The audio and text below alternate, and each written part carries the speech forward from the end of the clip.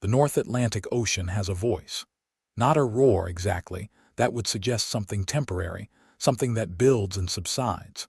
No, this is constant. A geological grinding, as if the planet itself is slowly digesting stone.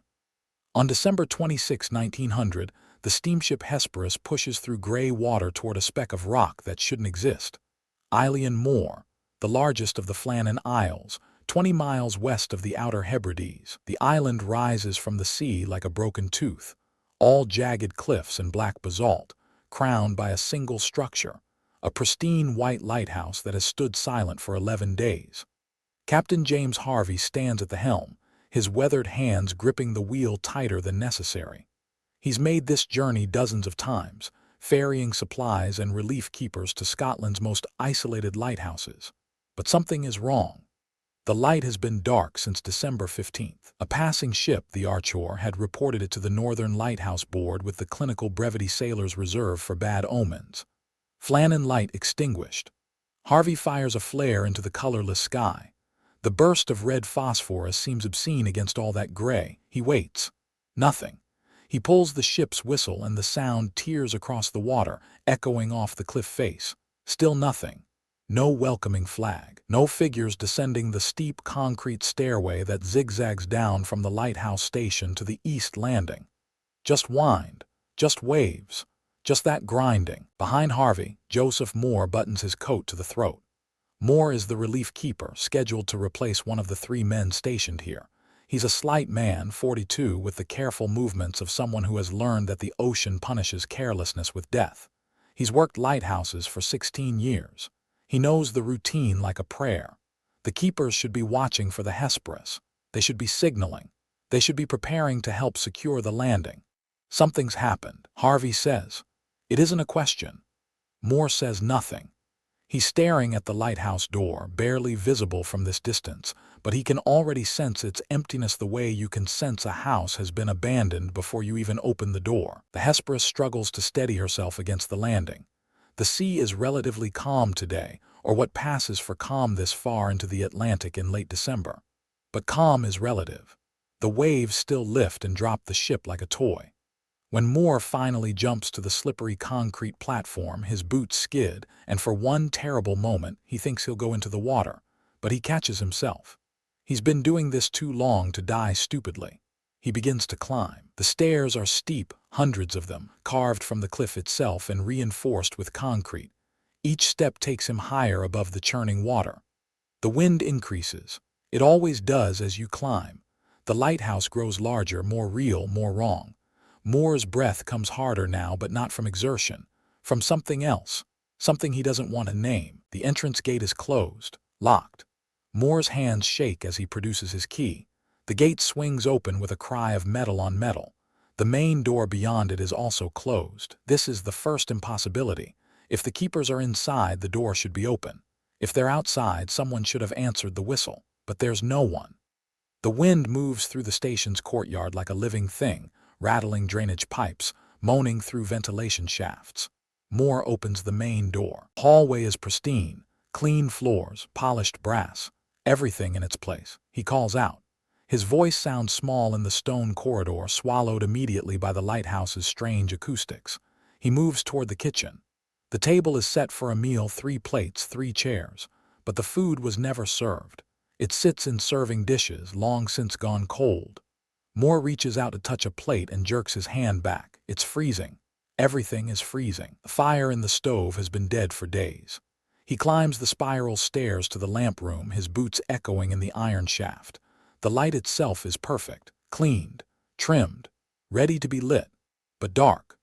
The massive Fresnel lens sits idle, its prismatic segments catching what little daylight filters through the windows and fracturing it into weak rainbows on the walls. The logbook lies open on the desk. Moore picks it up with trembling hands. The entries are routine until December 12th, then they change. Thomas Marshall, the principal keeper, writes about a storm, not just any storm, such a storm as I have never seen in 20 years at sea. But here's the thing that makes Moore's chest tighten. Other stations reported no unusual weather that day. The entry continues. Donald MacArthur, the occasional keeper, is described as quiet. This is wrong. MacArthur is known throughout the Lighthouse board as fearless, temperamental, a man who once fought 3 sailors in a Glasgow pub and won. Quiet is not a word anyone uses for Donald MacArthur. The next entry. Storm still raging, wind steady, MacArthur praying. The final entry dated December 15th. Storm ended, sea calm, God is over all. Then nothing. Mòr stands in the silence of the lamp room, the logbook in his hands, and understands that he is looking at the last words of 3 men who have been swallowed by something, weather, water, madness, or something else entirely. Mòr returns to the kitchen. He needs to see it again, needs to understand what he's seeing. The plates on the table are arranged with geometric precision, something James Ducat, the principal keeper, would have insisted upon. Ducat was 53, a man who ran his lighthouses like military installations. 22 years of service, a wife and 4 children in Leith. He wrote letters home every week, regular as clockwork. Those letters would describe the meals, the weather, the passing ships, mundane details that tethered him to the mainland, to sanity, to a world where men didn't simply cease to exist. But the food on these plates was never eaten. Mòr opens cupboards. The supplies are well stocked. Nothing is out of place. He moves to the sleeping quarters, 3 narrow beds, 3 sets of carefully folded blankets. The beds are made, military corners on the sheets. Ducat's work again. Everything is regulation, everything is perfect. Except the men are gone. Mòr forces himself to check the oilskin storage by the door. 3 sets of waterproof gear hang on their hooks, heavy canvas coats treated with linseed oil, built to turn back the Atlantic's freezing spray. He counts them twice, 3 sets. But wait. He counts again, more carefully this time, 2 sets. 1 is missing. His mind works through the implications. In December on Eilean Mòr, you don't go outside without your oilskins. You don't walk to the supply shed without them. You certainly don't go near the landings without them. The cold alone could kill you in minutes. The spray would soak through your clothes and freeze. Mòr has seen men lose fingers to frostbite after being caught outside for less than an hour without proper gear. So why would 2 keepers leave without their coats? He searches the rest of the station, moving faster now, opening doors, checking storerooms. Nothing. No signs of struggle, no blood, no broken furniture, no indication that anything violent happened here. Just absence. Just 3 men subtracted from the world. Mòr stumbles back outside. He needs to tell Harvey what he's found, or rather what he hasn't found. The wind hits him like a fist and he realizes he's been holding his breath. The air inside the lighthouse had felt thick, used up as if the building itself had been holding its breath too. Harvey sees Mòr's face and knows before the man speaks. "They're gone," Mòr says. "All 3, the station is. It's perfect, everything in order, but they're gone." Harvey's jaw tightens. "We need to search the island." They organize quickly. Harvey, Mòr, and 2 seamen from the Hesperus. They split into pairs and begin a systematic search of Eilean Mòr's brutal terrain. The island is small, barely half a mile long, but it's a labyrinth of deep crevices, jagged rocks, and sheer drops. The wind screams through narrow passages between stone formations. Seabirds wheel overhead, their cries sharp and accusatory. Mòr and one of the seamen, a young man named Campbell, make their way toward the west landing. This is the emergency landing, used only when the east landing is too dangerous. It's a fearsome place, carved into the western cliff face, exposed to the full force of Atlantic swells. As they approach, Mòr sees something that makes him stop. The iron railings are gone, not rusted through, not broken by age, gone, ripped from their concrete moorings. He moves closer, Campbell behind him, both men instinctively crouching as they near the edge. The supply box, a massive iron container bolted to the cliff face, has been torn away. Mòr can see where it was. 4 bolt holes drilled into solid rock, now empty. The box itself lies smashed against the rocks below, twisted metal catching the weak afternoon light. "Jesus Christ," Campbell whispers. Mòr doesn't respond. He's calculating. The supply box was anchored 110 feet above normal sea level, 110 feet. For a wave to reach that height, to hit with enough force to tear iron from stone, how high would the waves have to be? Campbell asks. "They don't get that high," Mòr says. But even as he speaks, he knows he's wrong.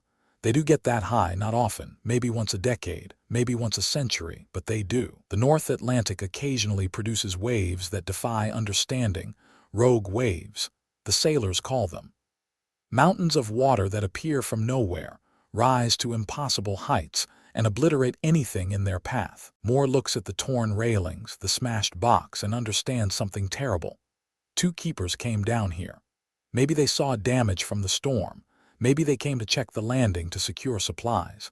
And then the 3rd keeper, the one without oilskins, saw something from the lighthouse. Saw them in danger.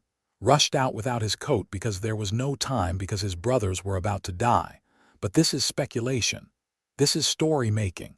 Mòr knows the danger of stories. The mind wants narrative. It wants cause and effect. It wants to believe that the world makes sense.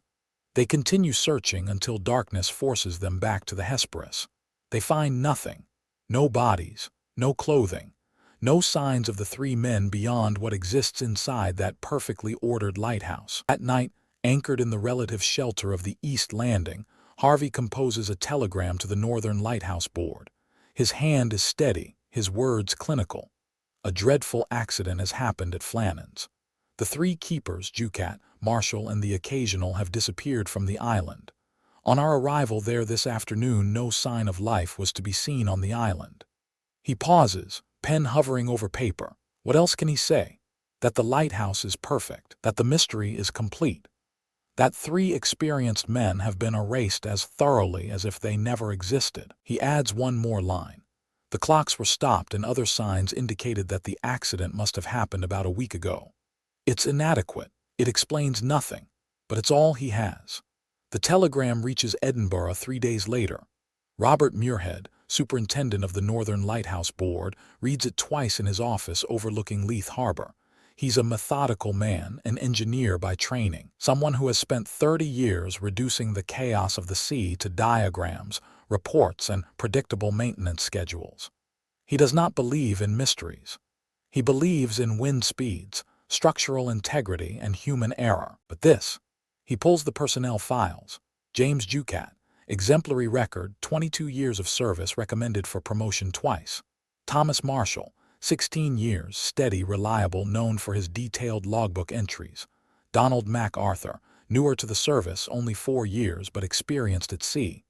A note in his file mentions a strong temperament but also unwavering courage. These are not men who make mistakes. These are not men who abandon their posts. Muirhead begins his investigation the way he begins everything, with documentation. He requests weather reports from every station within 200 miles of the Flannan Isles for the period between December 12th and 15th. The reports arrive over the following week, delivered by courier in brown paper folders that accumulate on his desk like evidence of absence. The weather was unremarkable. Oh, there were storms. This is Scotland in December. There are always storms, but nothing unusual. Nothing that would justify Marshall's description of a tempest the likes of which I have never seen.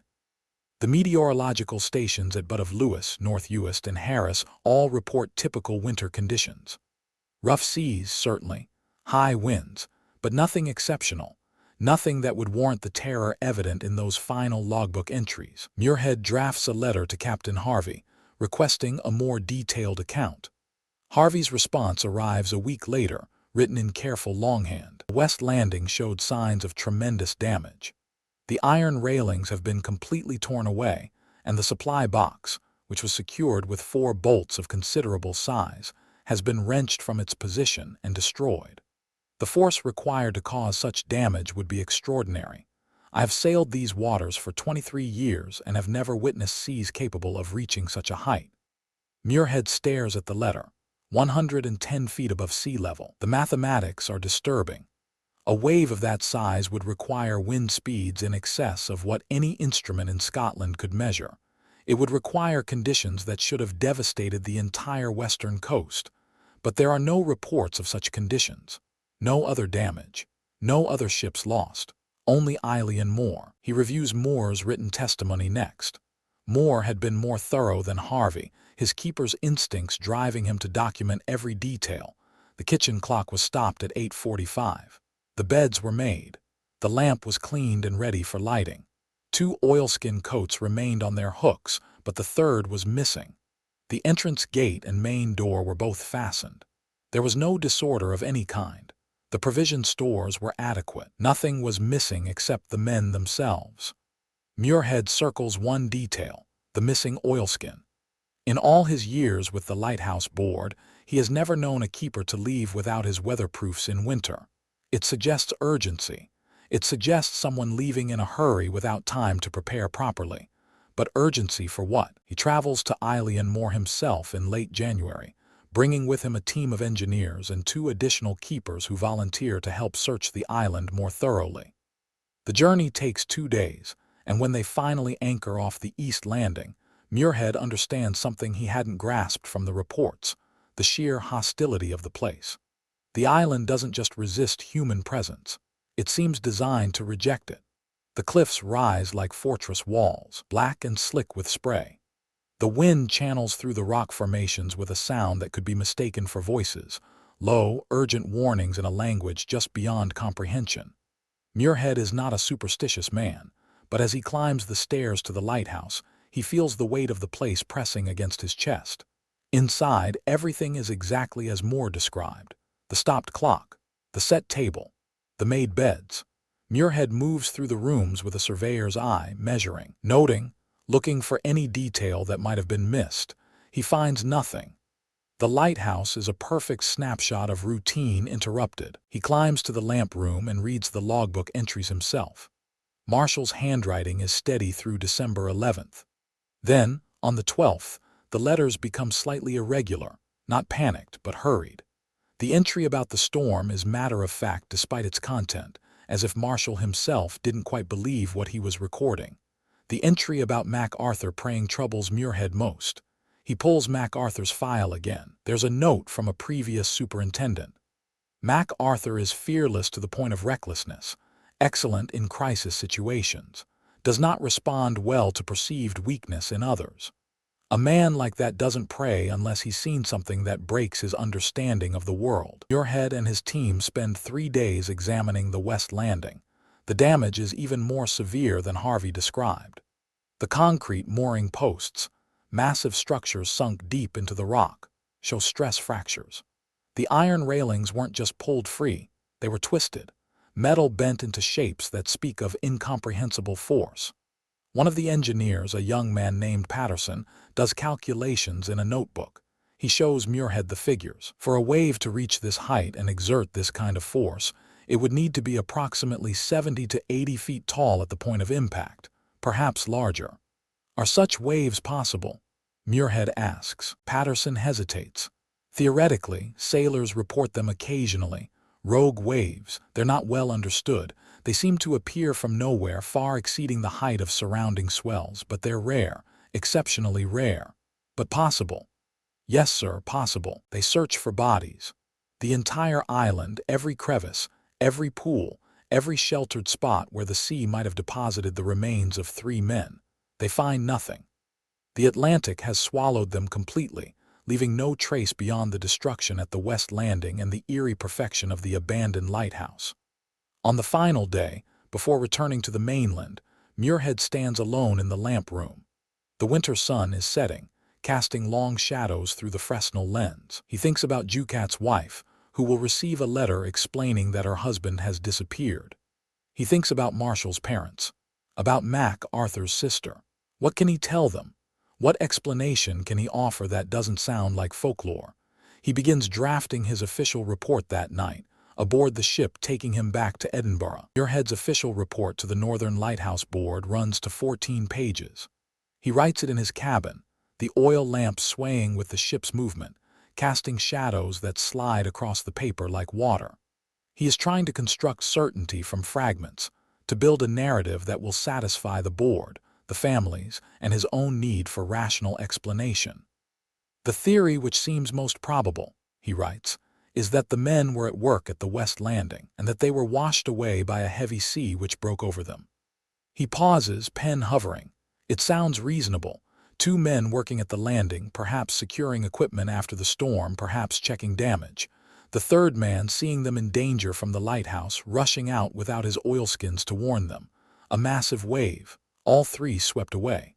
Quick, Final, explicable, but it doesn't account for the locked doors. Muirhead sets down his pen and rubs his eyes.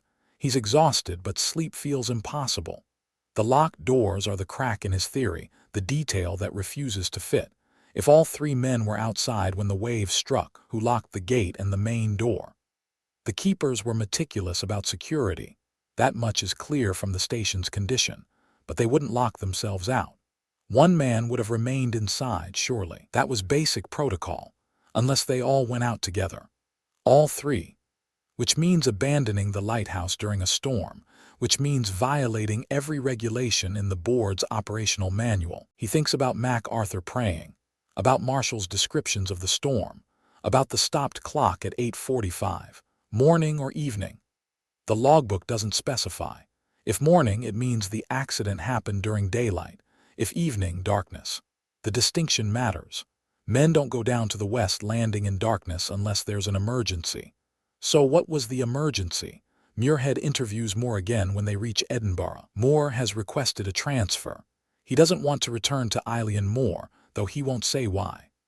They meet in a public house near the docks, somewhere Mòr can smoke and drink and not feel the walls closing in. Tell me about the atmosphere, Muirhead says. When you entered the lighthouse, what did it feel like? Mòr takes a long pull from his whiskey. His hands are steadier now, 3 weeks removed from the island, but his eyes still have that haunted quality. Empty, he says finally. Not just empty of men, empty of life. Like a house where someone's died, you know how that feels. The air itself is different, but there was no sign of death. No bodies, no. I know what I saw, sir, or didn't see, but I'm telling you what I felt. Mòr lights a cigarette, his movements precise, controlled. I've worked lighthouses for 16 years. I know isolation, I know what it does to men, but this was different. Whatever happened there, it happened fast. They didn't have time to prepare, didn't have time to think. The missing oilskin suggests urgency. Yes, sir, but urgency for what? If it was just a wave, why would Marshall write about MacArthur crying? Why would he write God is over all like some kind of, I don't know, like some kind of prayer or resignation or, Mòr stops, drinks again. I shouldn't be saying this. You want facts for your report. I want understanding, Muirhead says. Mòr looks at him for a long moment. Then understand this. 3 men who knew that island, who knew the sea, who knew the dangers, all went outside together during a storm. That's not protocol. That's not training. That's panic or something worse. Worse. Madness, sir. Cabin fever. I've seen it before, though never that severe. Men lose perspective. They start seeing threats that aren't there, or they stop seeing threats that are. The isolation gets into your head like water through a crack in stone, freezes and expands until something breaks. Muirhead considers this. It's another theory, uglier than the rogue wave but equally plausible. 3 men, isolated for weeks, the storm increasing their stress, some kind of psychological break. Perhaps a fight. Perhaps one man threatening the others. Perhaps all 3 in a state of delirium making irrational decisions. But it still doesn't explain the pristine condition of the lighthouse. A psychological breakdown violent enough to kill 3 men should leave evidence. Overturned furniture, broken glass, blood. Something. He asks Mòr about the logbook entries, whether Marshall's handwriting showed signs of distress. It was rushed, Mòr says, but not illegible. Not the writing of a madman, more like someone trying to document something they didn't quite understand themselves. A storm they couldn't see from any other station. Yes, sir. Muirhead returns to his office and spreads out the weather reports again. He's missing something, some pattern or detail that will make sense of the contradictions. He works through the night, cross-referencing wind speeds, barometric pressure, tide tables. The numbers blur together. Just before dawn, he finds it, December 15th. The date of the final logbook entry was the day of the new moon. Spring tides. The highest tides of the month when the gravitational pull of moon and sun align. Combined with a storm surge, even a moderate storm could produce waves of exceptional height. Not everywhere. Just in specific locations where the seafloor topography and the incoming swell create the perfect conditions for wave amplification. Places like the West Landing at Eilean Mòr. Muirhead feels something release in his chest. This is it. The explanation. Marshall wasn't describing a storm that covered the entire region. He was describing localized conditions at the island itself. A phenomenon so specific, so concentrated that other stations wouldn't have recorded it. The weather reports weren't contradicting the logbook, they simply weren't measuring the right location. He drafts a supplementary report outlining his findings. The theory holds together now. 2 keepers, probably Ducat and Marshall, went to the west landing to check storm damage. MacArthur, watching from the lighthouse, saw an enormous wave building. He rushed out to warn them, no time for his oilskins. The wave struck. All 3 were swept away. The bodies were carried out to sea by the powerful currents. It's clean. It's scientific. It accounts for the evidence. But late that night, alone in his office, Muirhead finds himself thinking about Mòr's words. The emptiness of the lighthouse. The feeling that something broke there, something beyond men and waves and stone. He seals the report and sends it to the board. They accept it without question. The case is closed. The families are notified. The lighthouse is restaffed. But Muirhead keeps the original logbook in his desk drawer, and sometimes, on nights when the wind is high, he takes it out and reads that final entry again. God is over all. The Flannan Isles lighthouse returns to operation in January 1901. Joseph Mòr refuses reassignment there, and the board doesn't press the issue. 2 new keepers arrive, men who know the story but need the work more than they fear the past. The light burns again, sweeping its beam across the black water every night, warning ships away from the rocks where 3 men disappeared into physics and speculation. Muirhead's report becomes the official record. It's filed, indexed, catalogued. The Northern Lighthouse Board considers the matter resolved, but the story doesn't stay filed. It leaks out slowly the way these things do, through harbor gossip, through sailors' tales, through the widows who refuse to accept that their husband simply made a mistake.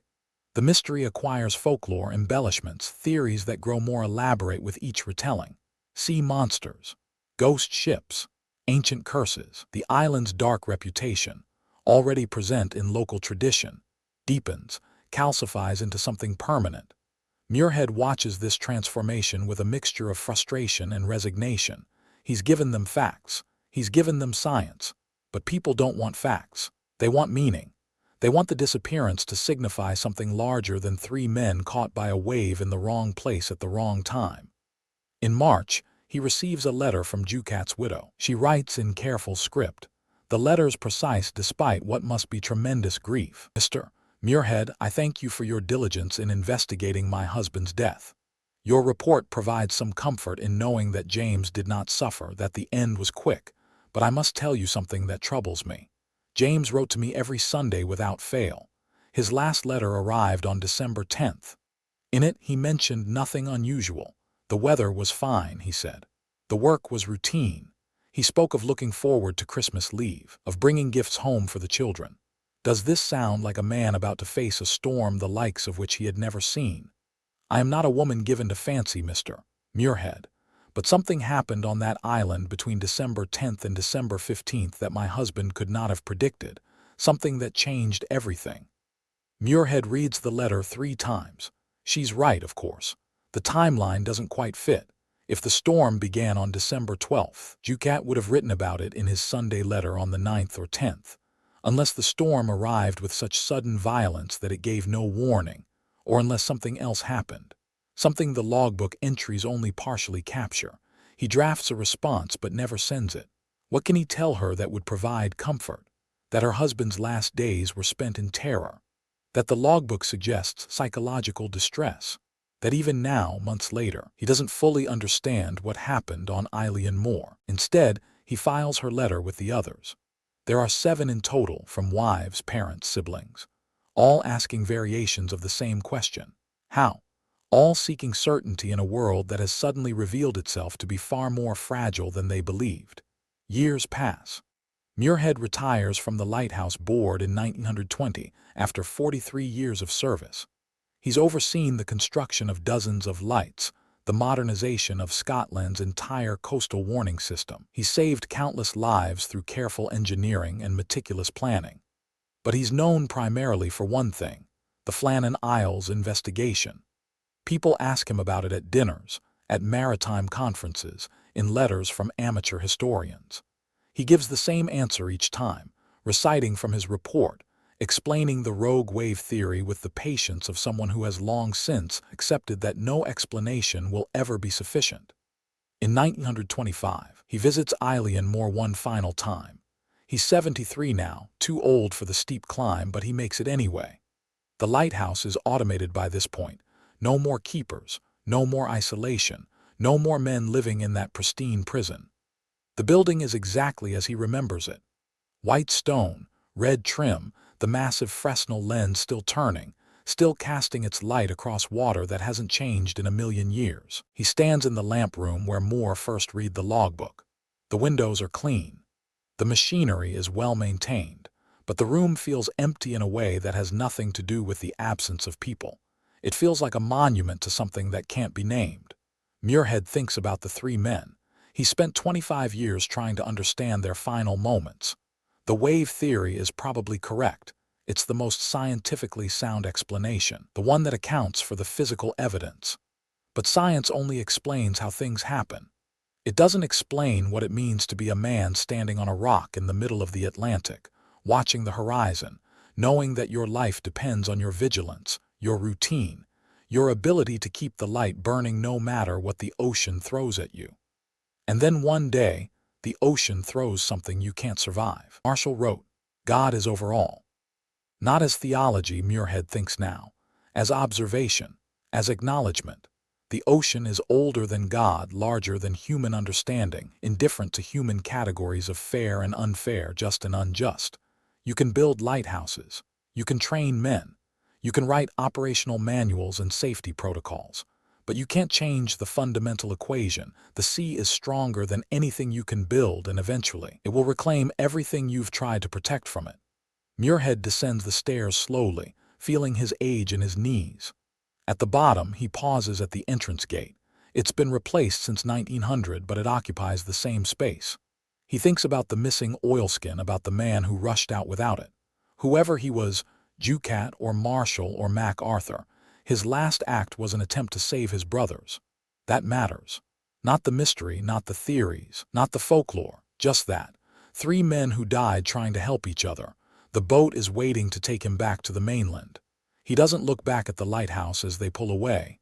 The light will continue burning. Ships will continue passing.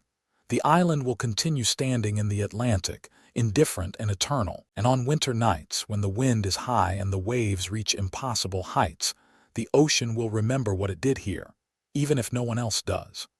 The grinding continues. The voice of the North Atlantic, older than memory, speaking in a language no one can translate but everyone understands. Some mysteries aren't meant to be solved. They're meant to remind us that the world is larger and stranger and more powerful than we can comprehend. Three men walked into that vastness on December 15, 1900, and never walked back out. The light still burns. The sea still grinds.